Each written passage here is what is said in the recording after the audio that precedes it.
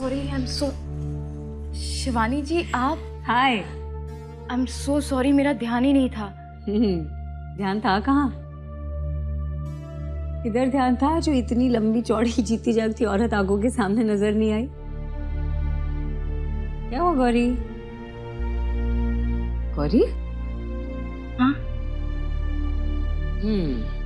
तुम तो कुछ कहोगी नहीं, लेकिन तुम्हारा चेहरा देखकर ऐसा लगता है कि तुम्हें कॉफी की सख्त जरूरत है, राइट?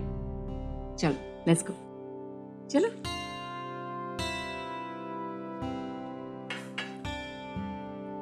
शूट। बोलो क्या प्रॉब्लम है? शिवानी जी कोई प्रॉब्लम नहीं है।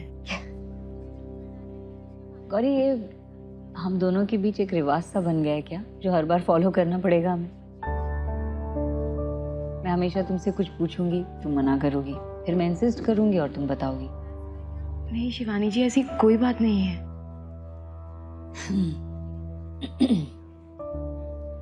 गौरी, तुम वाकई बहुत परेशान लग रही हो और इस हालत में इतना परेशान रहना ठीक नहीं है।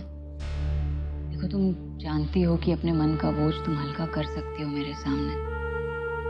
हाँ, अगर प्रॉब्लम बहुत पर्सनल है देन आई अंडरस्टैंड।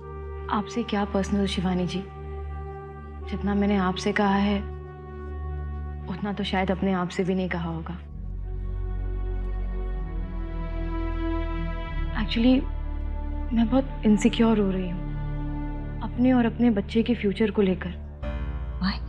ऐसा लग रहा है जैसे सब कुछ खत्म होता जा रहा है शिवानी जी। ऐसा क्या हो गया गौरी जो तुम्हारे अंदर इतनी इनसिक्योरिटी आ गई? शिवानी जी, जगत की पहली पत्नी, इतना सब कुछ होने के बाद भी वो जगत को छोड़ ही नहीं रही है। उसकी वजह से एक दिन ऐसा नहीं जाता जब मेरे और जगत के बीच कुछ ना हुआ हो। आज मैं जगत की ब्याहता पत्नी हूँ, पर फिर भी मुझे ऐसा लगता है जैसे मुझे उसके साथ बांटना पड़ रहा है जगत को। जगत मेरा होकर भी मेरा नहीं है। जिस तरह से जगत मुझे मनाने के लिए आया था इस रिश्ते के लिए, जैसे प्रॉमिसेस किए थे उसने, मुझे पूरा विश्वास हो गया था उस पर। या यूं कहिए कि अंधविश्वास हो गया था कि जगत सिर्फ मुझसे प्यार करता है, उसकी जिंदगी में मेरे अलावा और कोई नहीं है और ना ही कभी कोई आ पाएगी। पर अब मैं जान गई हूं कि उसका अतीत उसे अपनी ओर खींचता ही रहेगा हमेशा।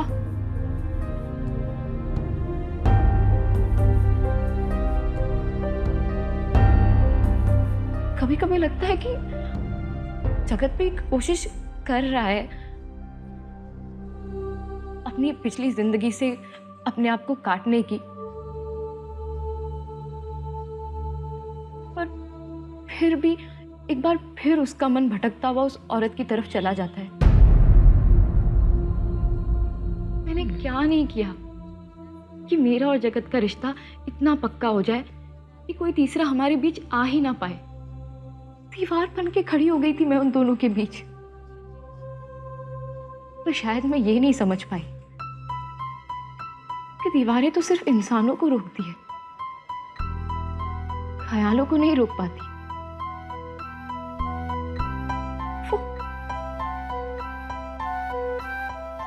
वो नहीं आ पाती है तो उसका कोई ख्याल, उसकी कोई बात ही आकर जगत को उसकी ओर खींच ले जाती है और मुझसे दूर कर देती है।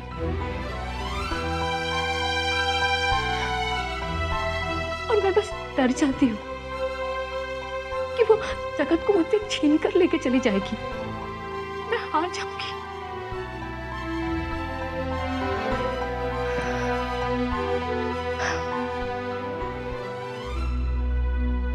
गौरी, पानी पियो, पानी पियो।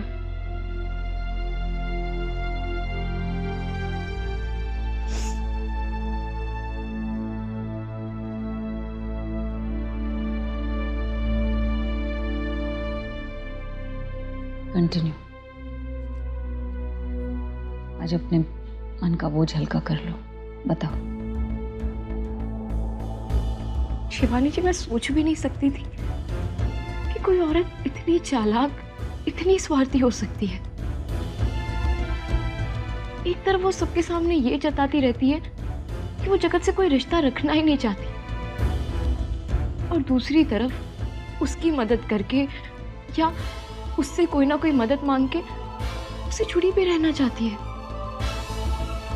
ताकि धीरे धीरे उसे बहका सके, उसे अपनी ओर खींच सके। जो कर सकती है कर रही है। कभी बीमारी का नाटक, कभी अचानक ही झूठी कहानी बना देना खुद को गायब करके,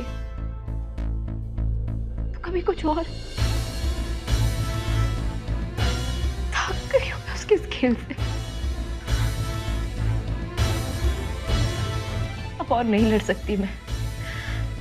शिवानी जी, ऐसा लग रहा है जैसे सब कुछ खत्म होता जा रहा है। गौरी, गौरी रिलैक्स। देखो, मैं समझ सकती हूँ कि अपने जीवन साथी का साथ छूटने का डर तुम्हारे मन में शायद बस चुका है, लेकिन अपने प्यार पर थोड़ा भरोसा रखो। जगत ने इतनी तकलीफें उठाकर तुम्हारा साथ दिया, ऐसे ही थोड़ी तुम्हारा साथ छोड़ देगा। Come on Gauri, have faith. मुझे लगता है तुम्हें चेंज की सख्त जरूरत है। अपने अंदर हिम्मत लाने के लिए, परिस्थितियों को ठीक से एनालाइज करने के लिए शायद ये चेंज बहुत जरूरी है तुम्हारे लिए। अब तुम प्रेग्नेंट हो, वरना मैं तुम्हें अपने साथ ले जाती। कहाँ जा रही हैं आप?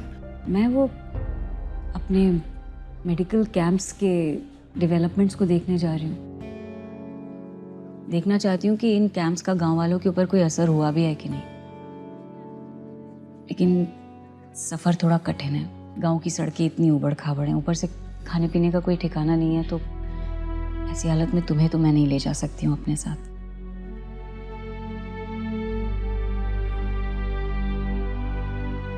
गौरी, फिलहाल मैं तुम्हें सिर्फ इतना कहना चाहती हूँ कि तुम अपना और अपने बच्चे का ख्याल रखो। सिर्फ इसी बारे में सोचो और याद रखो कि माँ और बच्चे का रिश्ता सबसे अहम होता है। बाकी चिंता तुम छोड़ दो, everything will fall in place. फिर मैं लौट के आके तुमसे जरूर मिलूंगी, ठीक है? जी। नाइस। कॉफी पी लो, ठंडी हो गई है।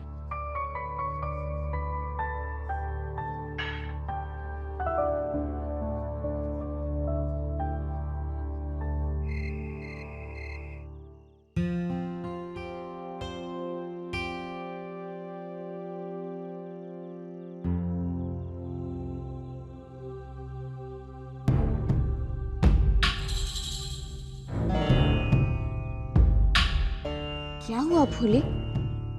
तू ऐसे क्यों देख रही है? आनंदी, तूने इतनी बड़ी बात मुझसे क्यों छुपाई?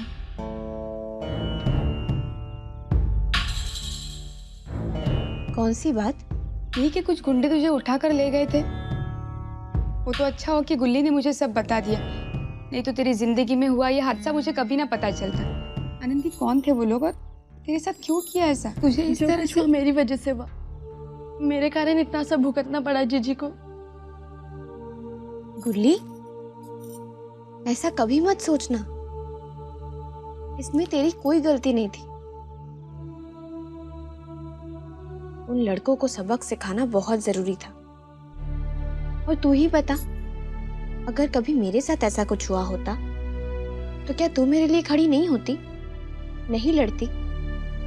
यही तो सीख रहे हैं ना हम सब, अपनों के लिए, अपने मान के लिए लड़ना। आनंदी, लेकिन क्या हुआ था? बोली, वो हेत सिंह का बेटा और उसके कुछ आवारा दोस्तों ने गुल्ली के साथ बदतमीजी करने की कोशिश की थी।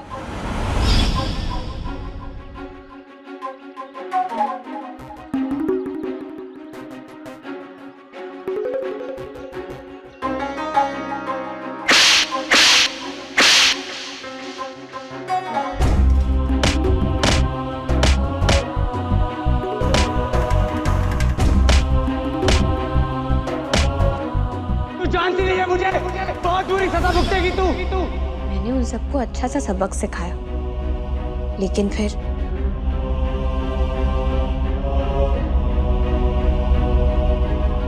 अपने अपमान का बदला लेने के लिए ईद सिंह के बेटे ने मुझे उठवा लिया था।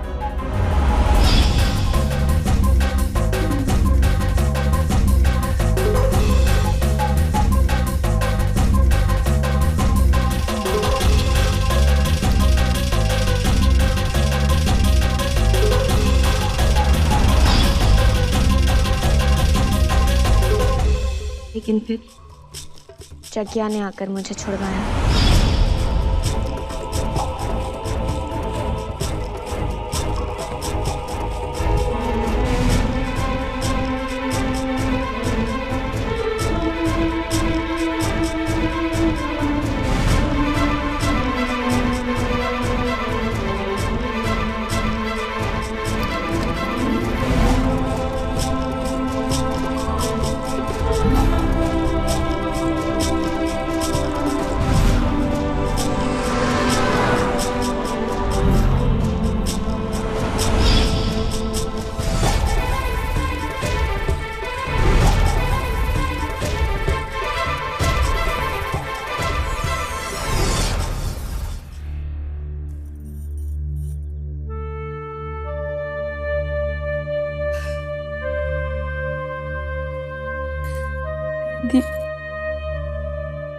आनंदी कैसे आभार प्रकट करे उस ईश्वर का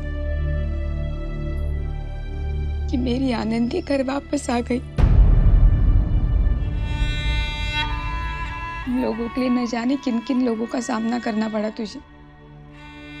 आनंदी, बस दुख इस बात का है कि सबके काम आकर सबकी जिंदगी में खुशियां और न्याय के लिए लड़कर आखिर में तुझे क्या मिला? ये दुख, ये अकेलापन, ये धोखा।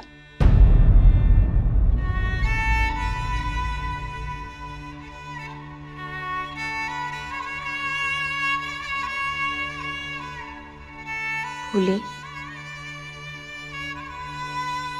धोखे से ज्यादा ताकतवर सच होता है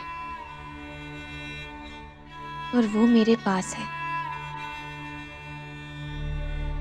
और अकेलापन किस बात का? तू जो है मेरी इतनी प्यारी सहेली,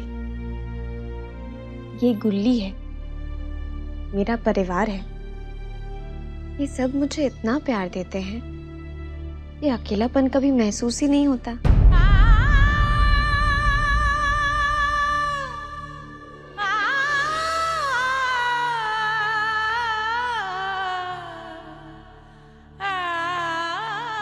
चलो, अब इसी हमें ऐसे देख लिया ना तो क्या कहेंगे?